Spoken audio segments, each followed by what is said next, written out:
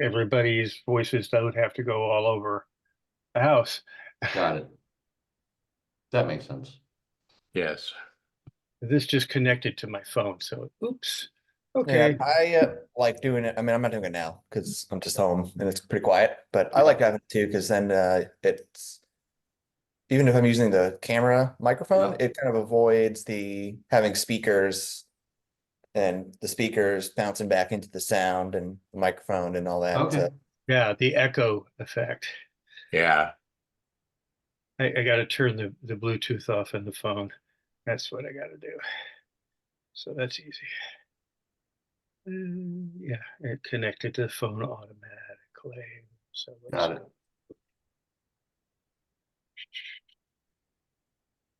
Morning, John. Good morning. Oh, look at that Hey, picture. John. Where Well- is okay. I think we could get started. Welcome, everybody. Okay. And this is our first B2B Sphere Group meeting. So I want to really do what everybody wants to do with this meeting. I think that it's a good chance to learn from each other. It's a good chance to work on our business and to get things done and build a community and do things together that will help solve the B2B problems that businesses have. And so this is an interactive meeting, and please speak up if there are things that you want to change or do, I think this format will work well, but that's up to all of us. So let's begin, if you don't mind, by talking a little bit about why you're here. What do you want to have happen in this Sphere meeting? I would like to learn. I'd like to I need some help getting more referrals and growing my list of people who are engaged and hopefully converting into business. I'm here to learn too from everybody, and we all have things that we do really well and that we can share with each other and grow with each other. So that's kind of why I'm here.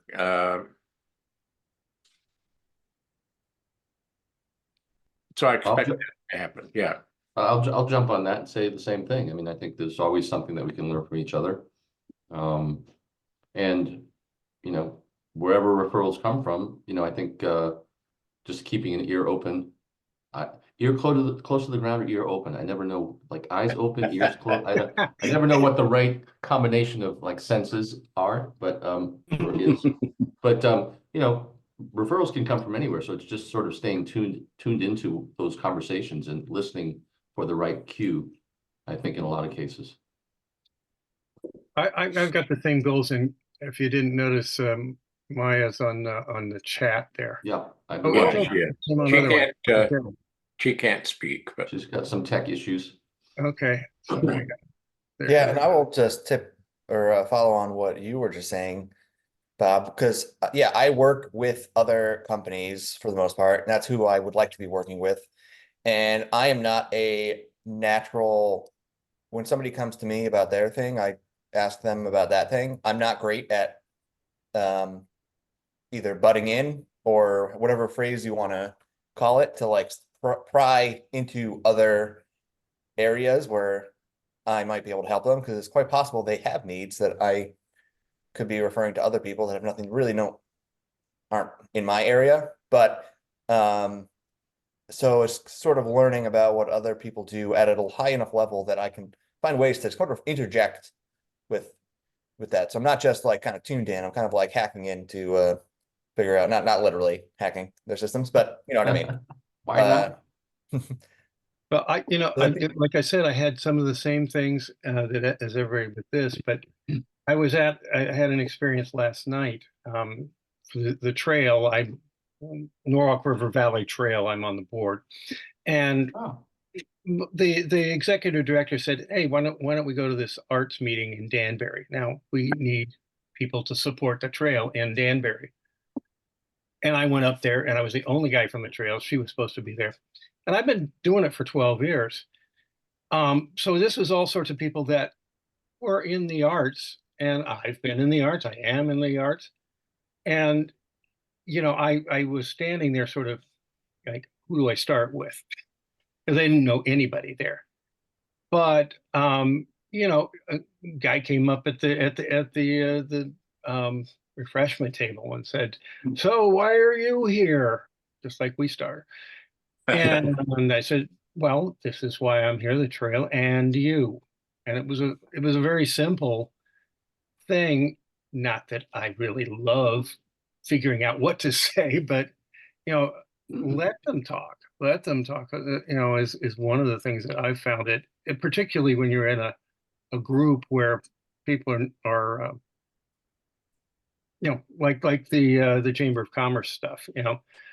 Somebody else needs to talk at some point, and then you can hear something that's the same. And he and I got together over the fact he'd been in theater, but he was on the money side, and those are the people we're looking for the trail. And oh, by the way, I tutor.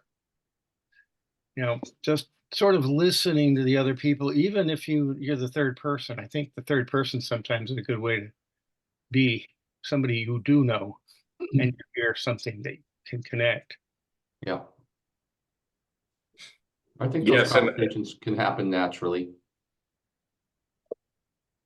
Yeah, also I was thinking we did if we're meeting regularly, we can showcase anybody has new technology that they use or a new app or program or something that helps their business run smoothly. Be good to spend a few minutes showing it. Sure. Sort of share the expertise of the group because we can't be test or look at everything at every one time. I remember Jim did that with me a while ago, and I still use Trello for that. And I think you're onto something else now, but I still use Trello. yep. And I think that's a great point, John. We all have tools that we use that can help everybody else. And that's I think is in the learning session. So if for instance, John would be willing to talk about Trello in our next meeting, and spend a little time on it. That would be a good way for us to learn. Maya says she has a good CRM program. I used a lot of them and not appropriate so happy to share her superpower. I am working on a new CRM too, Maya, and they are really important. So that's a good learning session that we could talk about. So we have Trello, we have CRM. Are there books that you've read that you'd like that would be beneficial for the other people in the group? That's a good learning session. So tools, some of your expertise, some things too about, I think about what problems small businesses, and I expect most of us are dealing with small businesses, but that's a question. Who are your ideal customers who in the business world are you trying, or are you think is your best customer? And then what problems are they having? Do you deal with small businesses? Who's your ideal customer? I can start for me. It's someone who's new because they don't have any materials. Um, Interestingly, for me, that my worst customer is a franchise, because when you buy a franchise, you buy everything that I do already done. So it's interesting. It's always they have everything, and generally it's done professionally and well. So it's not something that they need me for. But any new business that starts up doesn't have anything, so I can sort of guide them to the right stuff. Businesses that have the wrong stuff are I look for those also because it's fun to correct them, but they've already spent their money most of the time. I get that. I get that. Oh, geez, we screwed up on the website and it's not working, but we don't have any money now because we spent it all on the previous guy who did it. So those are always rough. You want to help them, but they've got nothing. And the person who screwed up gets most of the money, and the person who's going to fix it doesn't get as much money. Right. So Yeah, that's why I think it's important with what you're saying there, John, is like whenever you're working with somebody, whatever, even, I mean, I think in our field, it's one thing, in other fields, is figuring out who's like the kind of like the decision maker with every entity. And the problem with a franchise, because it's kind of similar for me, is like I said, the decision's already, if it's a franchise, it's similar to a business that's already got a logo because it's already, the decisions have already been made. And Yeah. the decision maker there might not be the franchisee owner, it's like the franchisor corporate owner, because they are the ones who are running like the trademarks and the logos and all of that in our case. And I tell people who even outside of business service, or if they're looking for more in the name of nature of like a B2B than like a business service, is a lot of times it's actually like the business owner that is, because like there's a lot of stuff that happens in our office as a firm where if it's like maintenance work or something like that, like I'm not the one who's like calling up painters or like someone. I mean, obviously I could interject if it was someone like Maya, but it's like it'd be the office manager who's making those decisions, where that's like the person you kind of have to connect with as the decision maker, even though it's the person who actually like runs the company, like in a literal sense, even though they probably do in a practical sense. Yeah, Well, that's go ahead. what's interesting about that is, I'm sorry. Go ahead. Go ahead. Okay, go ahead. Go ahead. I always, it was always when I had an ad agency, it was always the big thing was always who's the person making the decision, and it was always frustrating if you spent like an hour talking to someone who you thought were making the decision, then they said, oh, I got, we have to show this to such and such because he's got. It's like, oh my God, what did I just do for an hour? It's identifying the person who's going to be able to say, let's go. Yep. Is always the interesting one, because there's people who make believe they're the ones who say who are the decision makers, then there's people in the background who don't want to be in the front, but they're the decision makers. So identifying who the person is you're talking to who's going to say go is always the most difficult thing I find in business. You could go to the top, but sometimes the person at the top's run by someone else. Excuse me, who has their agenda. One thing that I've got is that if I'm going to get other than parents, and that's a whole separate story, where I get clients is knowing counselors at schools, and there are school districts that say, as long as you're a tutor, you're welcome to talk, right? Others say, don't talk to my teachers, don't talk to my counselors, do not talk to them. And it's not a written policy. It really isn't. Because with clients that I actually already have, I call up and say, I'm calling for this family and I need to work with a couple of the teachers. They jump right on it. I have to have a form that I fill out that the family wants me to do that. But everything else, marketing to those people, even at places where I have worked, I have taken a lot of people off the list because they say, I'm not supposed to talk to tutors. And it's even more unclear when you're at schools, because there's usually some sort of faculty decision that's been made some point before, and it's not really the administrators that are doing it, it's the individuals that are doing it. So I'm just going cold to places where I don't know people, and I don't have to take people off the list. They can just knock me out. But you know, that's a tough thing to go to. My biggest thing is finding out what other people are doing and pricing, because this is a business where everybody's got a different price and a different philosophy about it. So reaching out to those people is a big part of it.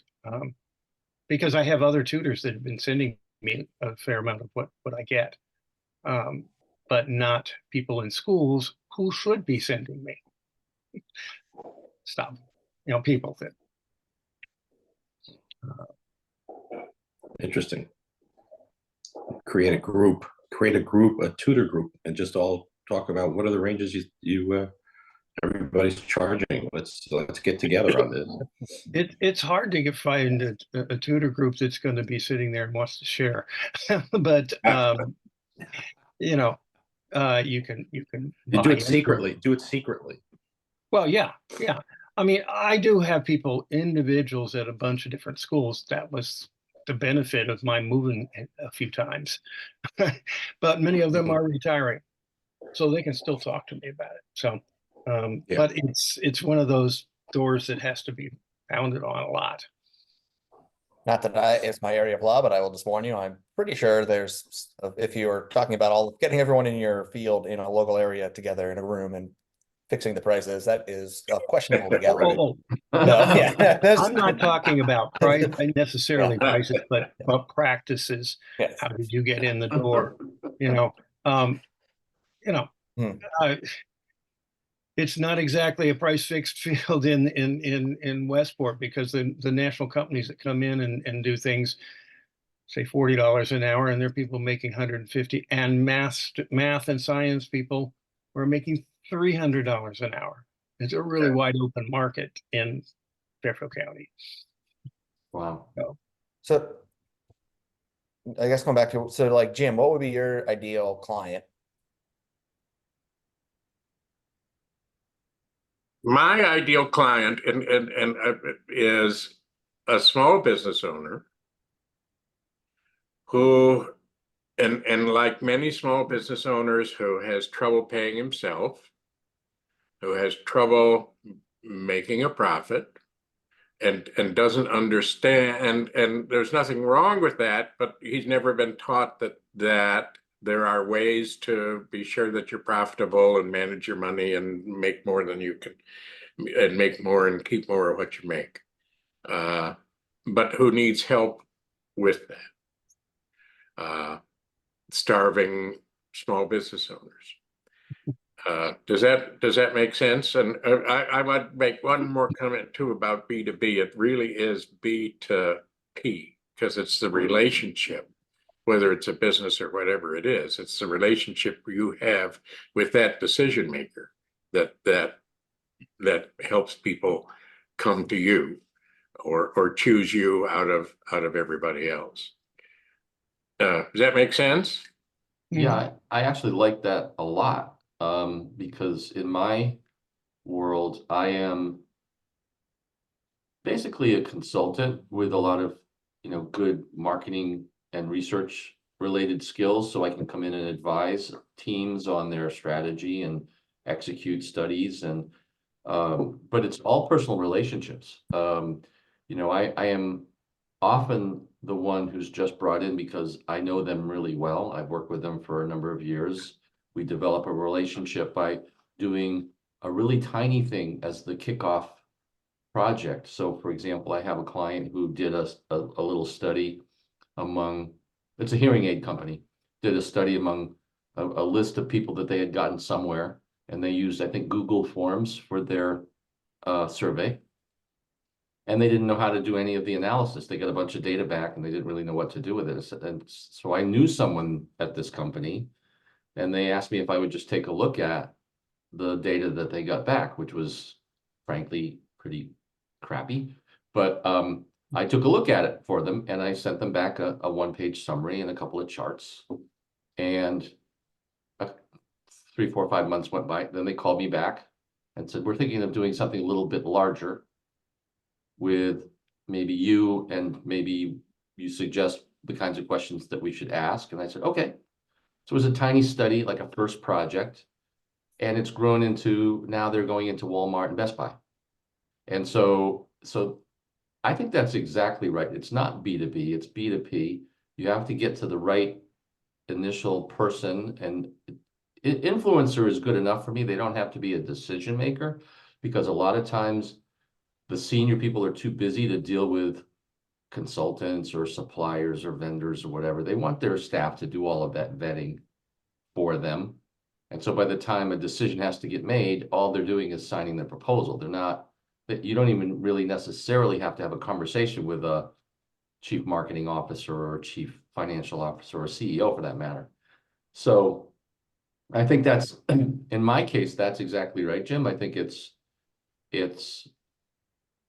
a trust relationship that evolves over time based on you giving. So a giver's gain is always there as a philosophical approach, right? That you give of your time freely and with no real expectation that you're going to get a call back, but you do it because it's the right thing to do and they asked you, and who knows what could happen. And in many cases, it's turned into a pretty long-term relationship with companies, because a lot of these people stick around. Some of them don't, but many of them do.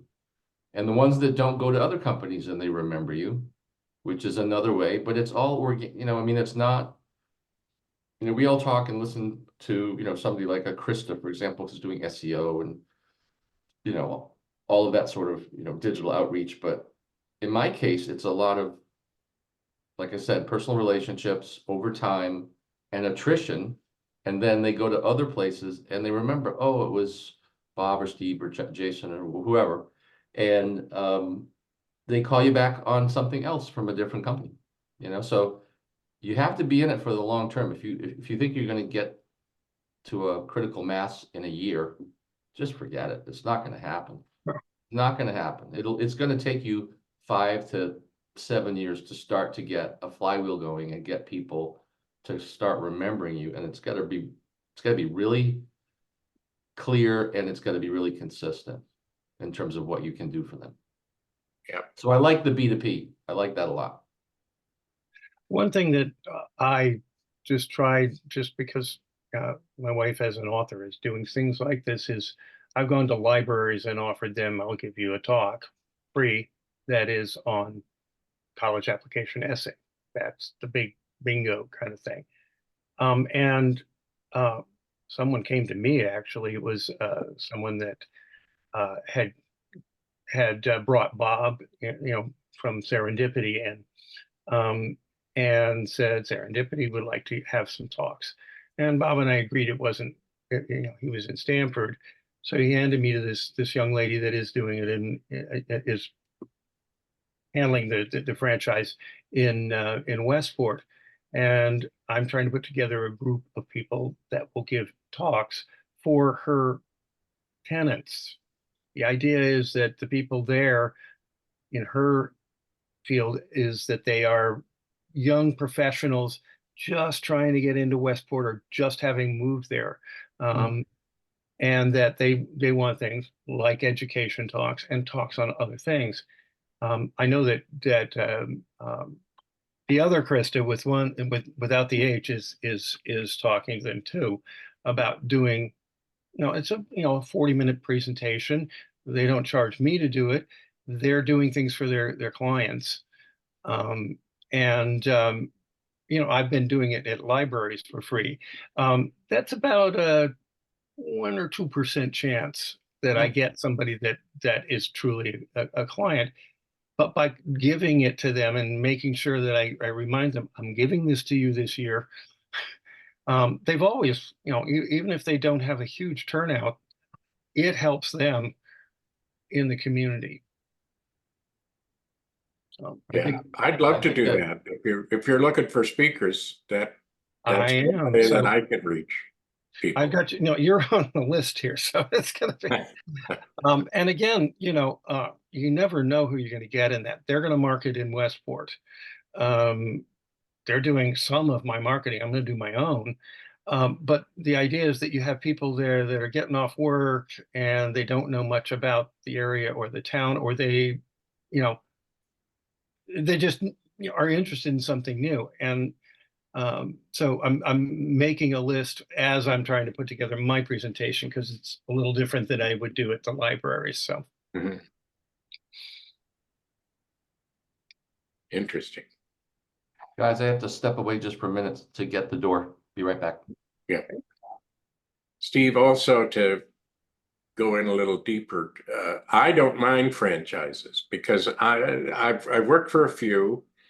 And what I found is that, yes, they put all the bells and whistles together on the website, but then they don't give you any support. And that's one of the big complaints that I have found with franchise people. To then have put a program together to say, okay, here's how you manage your money, here's how you put the organization together, here's how you use your website, those kinds of things. Are good ways that I can support a franchise that they won't get from their corporate. Now, putting that together has been a challenge. I've worked with a couple, and they're grateful, and it works. But having, I know the franchise guy who sells one of the big franchises here on the East Coast. We worked together for a while, and then we've kind of separated, or he's doing other things, and I'm trying to pull him back into the idea because they like that idea. Mhm. Yeah, and that's why, like with the thing with John when he was talking about it is sometimes it's like I said, it's important to know who is like able to do what within those structures. Because like John's saying, stuff that he and I work in, like logos, design work, the franchisee probably has not much control over that, but the actual business operations and a lot of that stuff, that probably is the franchisee, how they run the business. And profitability probably is more in their area. Thanks, Maya, for your comment too. Yeah. Yep. Now, I just want to say, in judging from the way everybody in this meeting is dressed, other than me, is I just took my robe off like 2 seconds before the meeting started. This is early for me. I don't know if 9 o'clock would be a great time for this meeting. well, as I am that way too, but I have a 9:30 class, and this is, I'm cutting it close to get there to teach. So that's a good question, because I know that Nick Marini wanted to come, and he has a previous thing on Wednesdays. What's a good time to meet? And how often do you want to meet? I think every 2 weeks would be good, but that's up to the group. Is there a better day? Is there a better time? Or should we just, Um, hmm, um, Well, yeah, I'm flexible for the Yeah, most me part. too. I'm flexible too, and Friday is a day that I don't have any other things early, but it doesn't have to be that way. well, I don't mind Friday. Wednesdays and Fridays either. That works for me as usually. Yeah, Friday. Yeah. And I would say for me, lunchtime is always usually a pretty open window. If you didn't want to do a morning meeting, I'd Right. rather not do something end of day because I'm just Yeah. kind of spent by then. Yeah, if you do this at the end of the day on Friday, you will get zero. Forget nobody. it. Yeah, Yeah. that's why I don't tutor on. But yeah, like I mean, I'd be curious for the input of, because there's probably a lot more business services people who are not here, what their take would be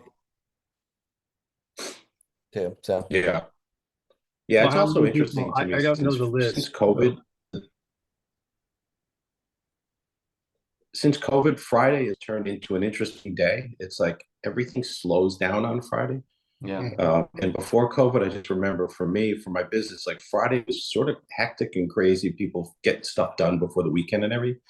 And now I've noticed, like, since COVID, sort of like, really chill. People don't make a lot of meetings for Fridays. The Merritt's jammed because people are already starting their weekend. Friday mornings are always a good time, I think now, just because everybody's sort of, but yeah, you're right. Friday afternoon or Friday night, forget it. Yeah. It's crazy. Well, how about, okay, Maya has at 9:15. So how about Fridays at 9? Is that a good time to try for a while? We can Yeah. always change it. That works for me. All right. Just, So, Works for me. If you want to do 8:30, I do 8:30 too. It's just, and I could do 8. It's just I'm not the early one in the group. yeah. Let's do 8:30, because that still gives us most of Okay. the rest of the day. All right, Mine 8:30. Okay. is- And if other people can join us on Fridays, that's good. All right. All right. Who are we missing? I don't know who officially is in the group. So. Anybody who wants to be. I don't know either. There was a list of B2B people, but I think this will help, hopefully, if this will help other people Mhm. who aren't B2B Yeah. do things. Yeah. Has this been helpful so far? I mean, Yeah. has our discussion been valuable? It certainly has to me, so. Part Yeah, of I would it just say is it's, I don't, It- because I don't know how Sphere meetings or work, but yeah, I mean, as long as it's kind of, I think it'd still be good to keep it focused on like the business service, business to business. yeah. Even if it gets, not that I'm not trying to not open it up to people, but just, Right, since that is like the point all right, of it. Yeah. fair enough. Not, so yeah, I'm just saying, as long as it's still like, B2B. Yes. focused. Okay, If we have an agenda that we're showing a solution or software, have a specific thing we're talking about, when we could announce that to the group. Oops. yeah. And we could announce that people are going to be working together or speaking in the learning part, and so that's the second part, the focus time on a member who wants to spend some time talking about what they're working on, how the group can help. Can we talk about where we're stuck?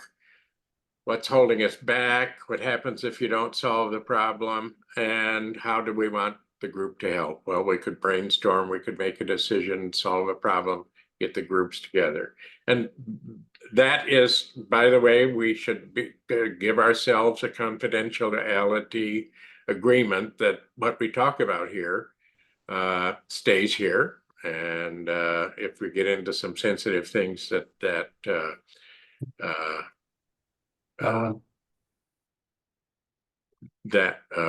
we don't want to have people spread around. So, all right.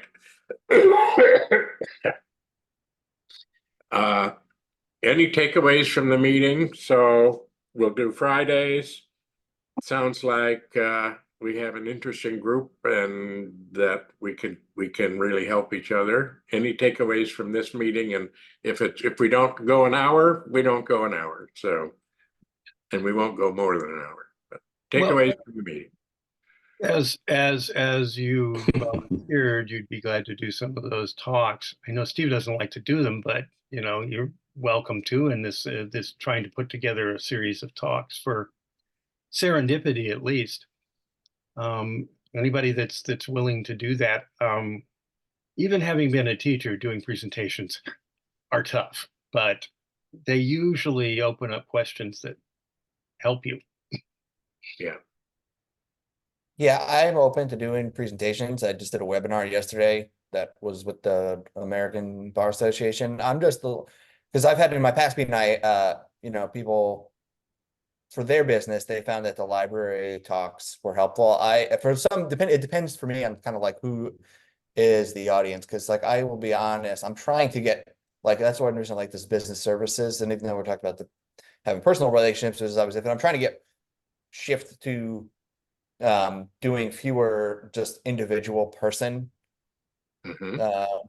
clients, because what we do really is kind of like, it can be expensive, it's kind of a business proposition, and just from the ideal client standpoint, the individual who just kind of has an idea that they're tinkering with in the garage really is less of an ideal client for me. So that's, I'm always open to doing speaking, and it's just, you know, where, and sort of the audience is kind of what I look at, and whether it makes sense for me with, you know, the all the other time and stuff. Okay, yeah.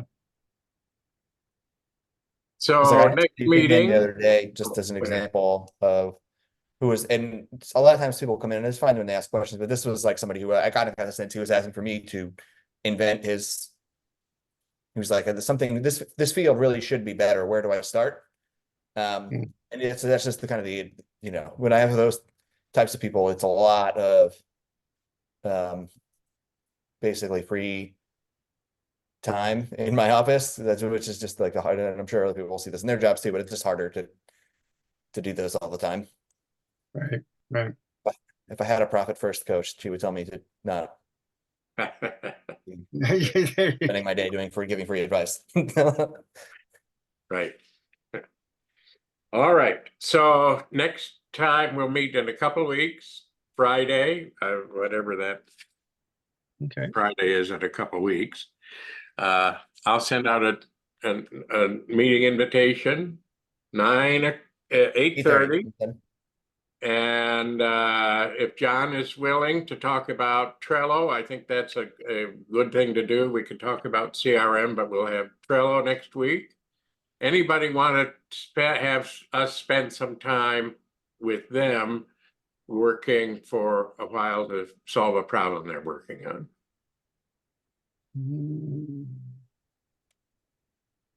If not, I'll volunteer to do that. I need some help getting my